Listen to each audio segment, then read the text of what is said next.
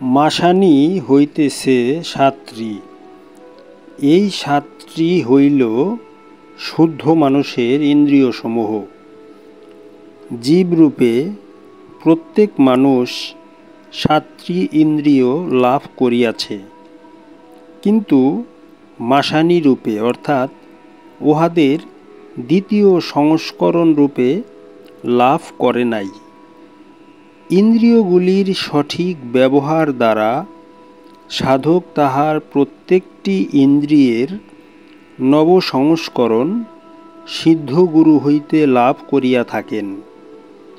যেহেতু এই সাতটি ইন্দ্রিয় নবরূপে এবং দ্বিতীয় সংস্করণ রূপে লাভ করিয়া থাকেন, সেই হেতু ইহাকে মাসানি বা দ্বিতীয়ত্বপ্রাপ্ত বলা হইয়াছে।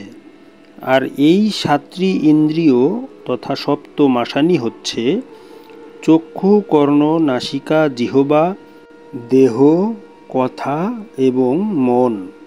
প্রকৃত অর্থে কোরআন দর্শন মতে একজন সিদ্ধ পুরুষই জ্যান্ত কোরআন।